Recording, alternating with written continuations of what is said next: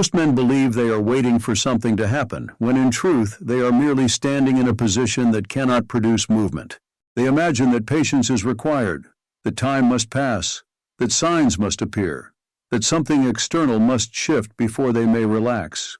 Yet this belief itself is the very thing that holds life in suspension. For life does not respond to waiting. Life responds only to position. When I speak of assumption, I do not refer to optimism, nor to hope, nor even to feeling in the emotional sense. I refer to a settled state of being, a position taken so fully that it no longer invites debate within the mind. It is not something one repeats to oneself, nor something one maintains through effort. It is the quiet knowing from which one naturally moves. You may feel inspired in the morning and discouraged by evening. You may feel confident one day and doubtful the next. These fluctuations are the nature of emotion, and emotion has never been the creative power. If feeling were the cause, then every man's world would change with the weather of his moods. But it does not. The world remains stubbornly consistent with what a man is conscious of being, not with what he occasionally feels. Assumption does not rise and fall. It does not require reinforcement. It does not need protection. It is simply the place from which one acts. A man who has assumed something no longer asks questions about it. He no longer watches it. He no longer checks on it. He behaves as though the matter were closed, because inwardly it is. Consider the simplest example. A man knows that his coat hangs in the next room. He does not rehearse this knowledge. He does not sit and visualize the coat in order to make it real. He does not open the door repeatedly to ensure it is still there. He does not wonder whether it might disappear before he needs it. When the moment comes, he rises and puts it on. The certainty preceded the action, and the action required no effort. That is assumption. Yet when it comes to money, health, relationships, or position in life, men abandon this natural posture and replace it with vigilance. They watch the bank account. They check the numbers. They look for movement. They wait for reassurance. And in doing so, they declare inwardly that the thing they desire is not yet established. They do not realize that this watching is not neutral. It is creative. For what you watch, you place outside yourself. And what you place outside yourself remains outside. When wealth is assumed, money is no longer a subject of thought. It is not managed in imagination. It is not counted with expectation. It is not checked to ease concern. It is not watched for signs of arrival. For what is taken as fact does not require supervision. You do not supervise the sun to make sure it rises. You do not supervise the ground to ensure it supports your weight. You live from these assumptions without effort. A man who continually checks the door has not yet accepted that he is at home. His checking is not a precaution, it is a confession. It declares that inwardly he still believes himself exposed. In the same way, the man who continually checks for money, opportunity, or proof of progress has not yet occupied the position of possession. He may speak of faith, but his conduct betrays him. Many confuse waiting with patience, yet they are not of the same nature. Waiting implies that something is yet to come. Patience implies that nothing is unsettled. Waiting looks forward. Patience stands still. Waiting is rooted in absence. Patience is rooted in completion. To wait for money is to declare that money is absent. To look for signs is to confess that the position has not been taken. To monitor progress is to admit uncertainty. These things feel reasonable to the intellect, yet they quietly oppose the law by which life operates. I am not suggesting that one deny the figures before him, nor that he close his eyes to circumstance. Denial is effort, and effort belongs to the same family as fear. I am speaking of a change of position. The figures may exist, but they need not define you. Circumstance may speak, but it need not be believed. A man who has assumed wealth does not manage its arrival in imagination. He does not supervise the means. He does not instruct life on how it must appear. He does not sit mentally rearranging events, planning how this must happen and when that must occur. For the assumption itself determines the manner of its expression. Life knows how to move when the position is taken. The desire to control the means always arises from doubt. If you truly believed the matter were settled, you would have no interest in directing how it comes to pass. You would not care which door opens, because you would already be standing inside the room. You may recall a story I have often told because it reveals this principle with perfect clarity. A man boards a train with a valid ticket. He does not argue with the conductor. He does not sit in anxiety, wondering whether he will be removed at the next stop. He does not rehearse his right to be there. He simply sits. That sitting is faith. He does not sit in strain. He does not sit by force of will. He does not sit because he is trying to believe. He sits because nothing further is required. The matter was settled the moment he boarded with the ticket in hand. So it is with money. When the assumption is taken, movement follows naturally. Action arises without pressure. Decisions are made without anxiety. Opportunities are recognized without strain. The same actions may occur outwardly for two men, yet inwardly they are worlds apart. One acts because he must, the other acts because he may.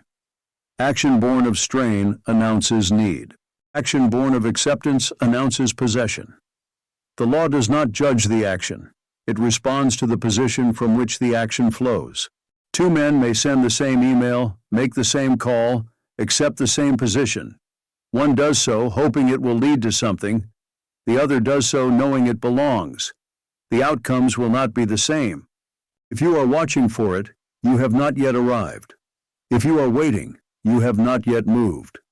If you are directing the outcome, the assumption has not been accepted. These are not moral judgments. They are indicators. They simply reveal where you are standing. I do not ask you to strain the imagination. I do not ask you to convince yourself of anything. Conviction that requires effort is not conviction at all. It is persuasion, and persuasion implies resistance. I ask you instead to observe yourself. Observe the course of your daily actions. Notice what you keep under watch. Notice where you hesitate. Notice what you feel compelled to check, confirm, or protect. For conduct betrays the position long before words ever do. You may say you believe one thing, yet live as though another were true, and life will always side with conduct, not with speech. For speech is often borrowed, while conduct is always honest. The world in which you live is not independent of you.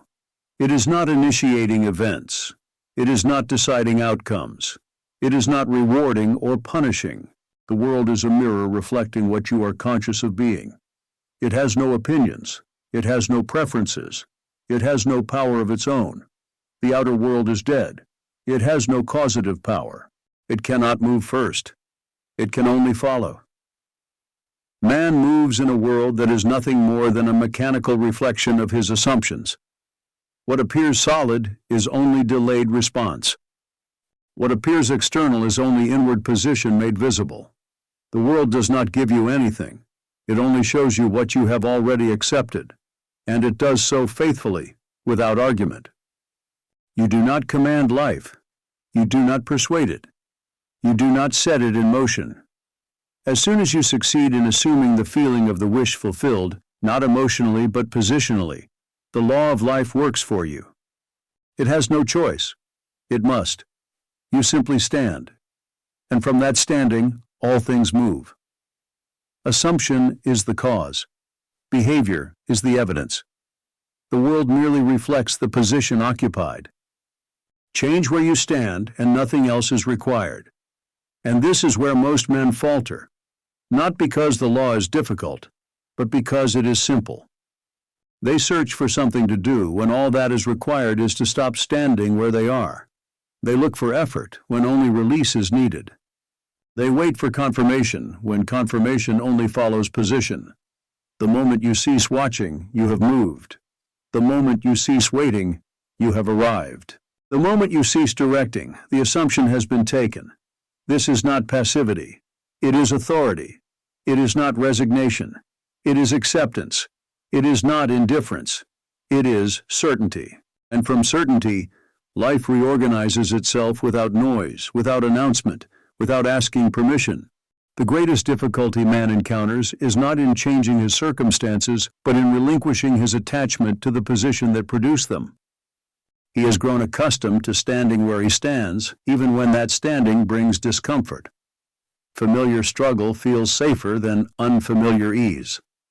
And so he clings to effort, to management, to supervision, believing that vigilance is responsibility, when in truth, it is distrust. You will notice that whenever a man believes something is truly his mind becomes quiet around it. There is no argument, there is no rehearsal, there is no mental negotiation. The thought no longer circles, it rests, and because it rests, it allows movement. The mind that is still is the mind that permits life to act. Yet most men attempt to assume while still arguing inwardly. They try to take a position while secretly holding an escape route.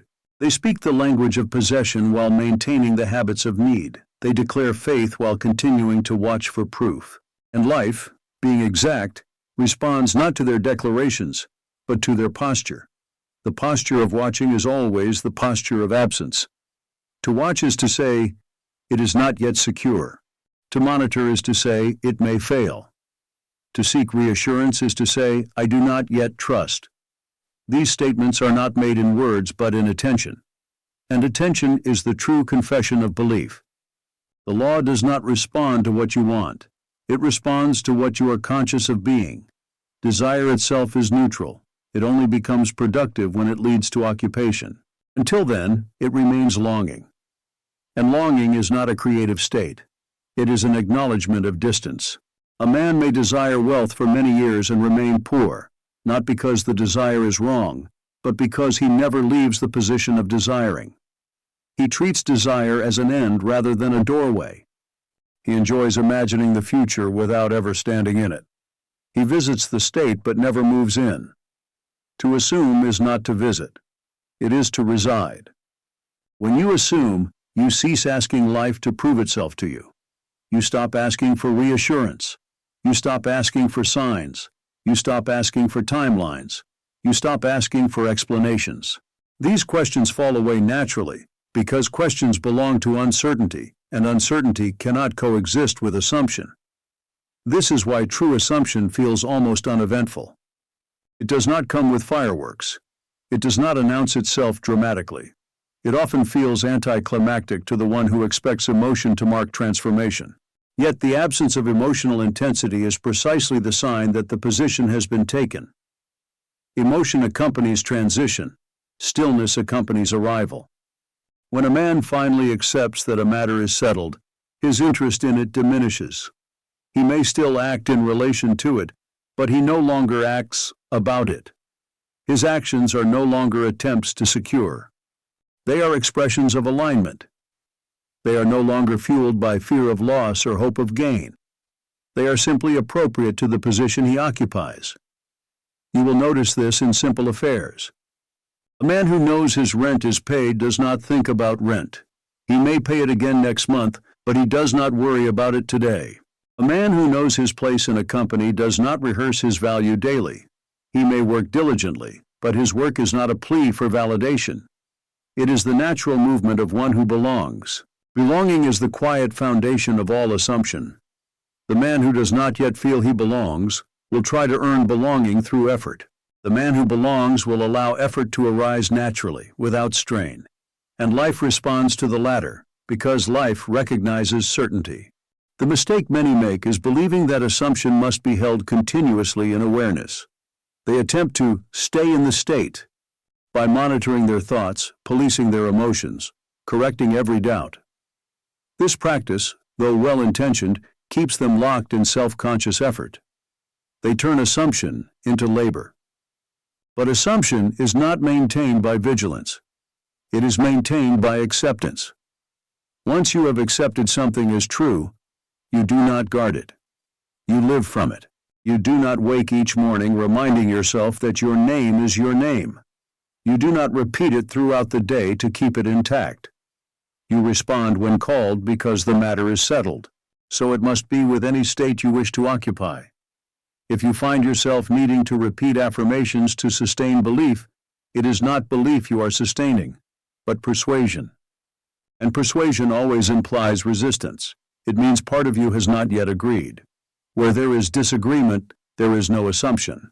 This does not mean that thoughts will never arise that seem contrary. Thoughts arise in all men. But thoughts do not create states. States create thoughts. When a thought arises from outside the state you occupy, it passes without influence, just as an irrelevant comment passes when you know who you are. It does not disturb you because it does not challenge your position. Doubt only has power when it finds agreement. Therefore, the task is not to eliminate doubt, but to occupy a position so fully that doubt no longer finds residence. It may knock, but there is no answer.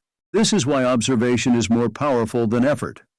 When you observe yourself honestly, without condemnation, you begin to see where you are truly standing. You see what you take care of. You see what you protect. You see what you fear losing. And in that seeing, there is an opportunity to move. Movement does not require force. It requires decision. A decision so final that it no longer seeks reinforcement. There comes a moment when a man simply stops arguing with life. He stops explaining himself to circumstances. He stops negotiating with appearances. He stops pleading inwardly for permission to be what he desires to be. In that moment, he takes a position. And that position begins to express itself without noise. The world rearranges quietly. Conversations occur without planning. Opportunities appear without announcement. People respond differently without knowing why. Conditions shift without explanation. And the man, if he is wise, does not marvel at these things, nor does he rush to claim credit. He knows that effects follow causes, and he has changed the cause. This is why those who understand the law do not chase results. They do not become excited by signs. They do not panic when appearances delay. They remain unmoved because their certainty is not placed in events but in position. Events are the echo. Position is the voice. If an echo delays, one does not shout again. One waits, knowing the sound has already been made. In the same way, one who has assumed does not repeat the assumption anxiously. He does not wonder if it was done correctly. He does not attempt to improve it. He knows. Knowing is the end of technique. You may ask, how do I know when the assumption has been taken? The answer is simple and unmistakable. You will no longer be concerned with it. You will no longer feel the need to think about it. You will no longer seek confirmation. Your interest will move elsewhere because the mind always moves away from what is settled. Concern is the clearest indicator of position. Where there is concern, there is no acceptance. Where there is acceptance, concern dissolves. This does not mean irresponsibility. It means freedom from psychological burden. It means acting without inner tension. It means living without mental rehearsal. The man who has assumed wealth still pays bills. He still engages with numbers, but he does not feel defined by them. They do not tell him who he is. They are details, not identities. Identity is always prior. Change the identity, and behavior follows. Change the identity, and perception follows. Change the identity, and the world has no choice but to comply. The law is impersonal. It does not reward effort. It does not punish ignorance. It simply reflects. It reflects what you are conscious of being, not what you wish to be, not what you fear being, but what you quietly accept as true. Acceptance is the final act. And once acceptance occurs, there is nothing to maintain, nothing to defend, nothing to force. Life moves because it must. The outer rearranges because the inner has settled. In this way, assumption is not something you do. It is something you stop doing. You stop waiting. You stop watching. You stop directing. You stop asking. And in that stopping, you stand. And from that standing, everything else follows.